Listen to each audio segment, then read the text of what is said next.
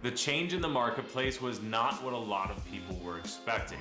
In this video, I'm going to go over what we've seen happen over the last year, and believe it or not, we are at a year from when we hit the peak of the market in April of 2022 last year.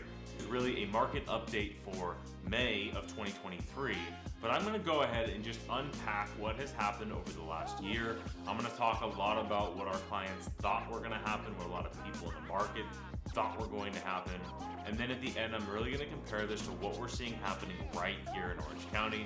I'm going to use some numbers, but I'm going to make it as simple to understand as possible. So if you don't know who I am, my name is Stubbs. I am a team leader here in Orange County, and we help families just like you buy, sell, invest real estate all over Southern California. So let's dive right into this video.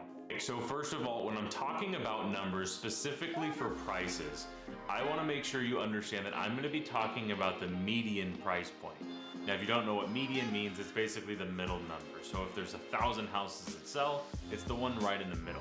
The reason we do that is if there are a bunch of really expensive properties or a bunch of really inexpensive properties that sell that month, it doesn't throw off the numbers so that they're actually really accurate. So the median numbers are what we're going to be looking at here. And a preface as well too, this is for Orange County.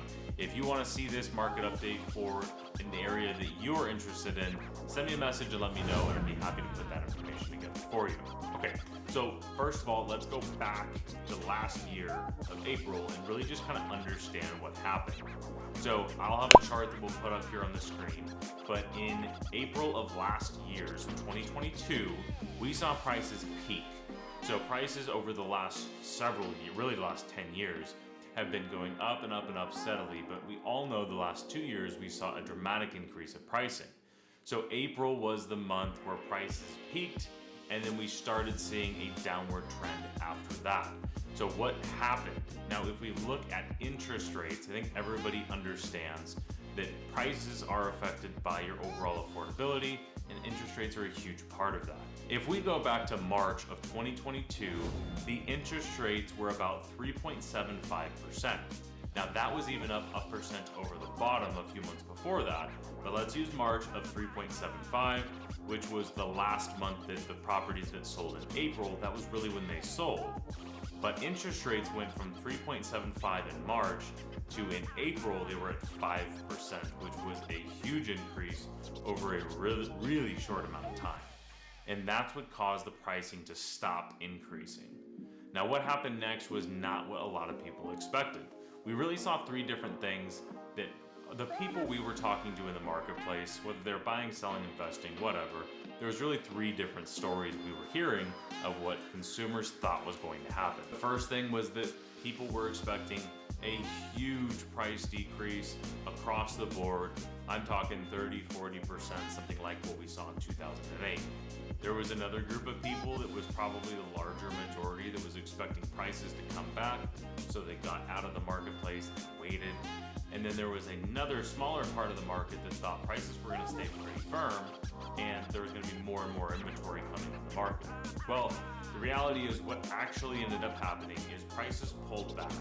If we go back from the peak, which I'll have another chart for you, the peak of the market was a median price point of $1,065,000, which came down to $920,000 on a median price point. That's from April to December, we saw that much of a price drop, and that number in December ended up being the bottom of the market, at least as of right now.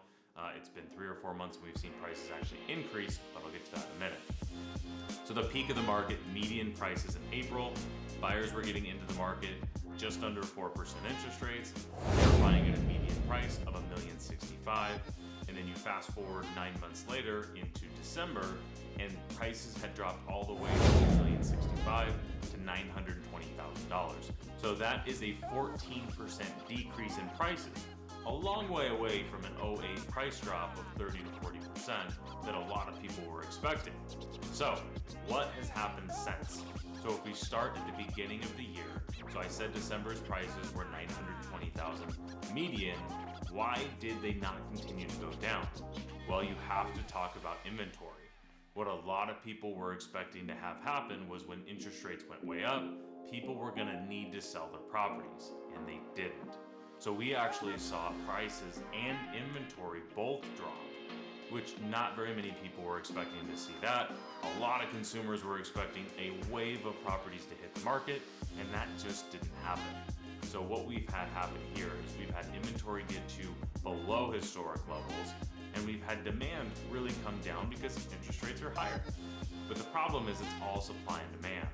So now what we've seen as of the beginning of the year is we've seen more and more buyers come back into the marketplace, getting used to that interest rate between 6 and 7%. So what does that mean? More buyers with no more inventory, meaning steady inventory, but buyers are increasing. That is a recipe for prices to increase. So another chart that I'll show you is from that bottom of the market in December. In March of 2023, we're actually seeing prices increase again. We've seen a 6% price increase just in the first quarter of the year, and I can tell you with certainty this month is going to be a huge uptick on that as well too, because we are seeing multiple offer situations come back on almost every buyer that we're helping get to the market right now. So one thing I want to make crystal clear is that this is not happening on every single property.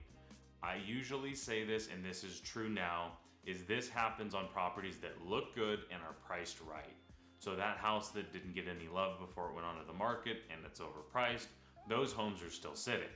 But you do have homes that look good and are priced right, are getting multiple offers. I'm talking somewhere between 2, 3, 4. Or we have even written offers on listings that had up to 30 offers on them.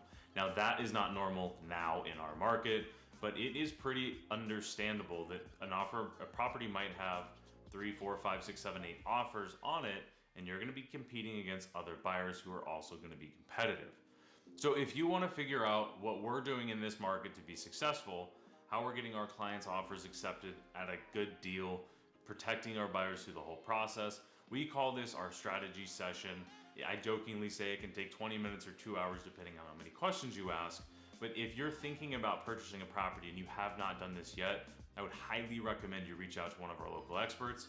You can either respond to this, shoot us a DM, or go to our website, socalhomesforsale.com, and book a consultation.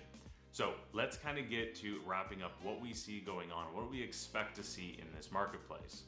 Now, inventory is the big factor here along with interest rates. So inventory in our market has actually been decreasing going into the summer marketplace. This is not normal. Usually you see inventory increasing towards summer, but we're actually seeing it come down. Last month, there was about 2,400 homes on the market, and we're gonna see this right now is at 2,213 homes on the market as of the time that I'm filming this. And in a normal market, meaning like a normal neutral buyer-seller market, there's about somewhere between 6,000 and 8,000 homes for sale in Orange County. So we have 30% of the normal inventory on the market, which is what's driving all of this. So if you want to figure out how to be successful in this marketplace, I would highly recommend talking to one of our local experts and going through that strategy session. And if you're just curious about what's out there and want to get a deal still, I've got a link and I'll put it in the description down below. But go ahead and check out, there's a ton of price reductions right now. Yes, it's competitive, but not on every single property. So do yourself a favor and go check that out, and we'll see you again next week. Thanks for watching.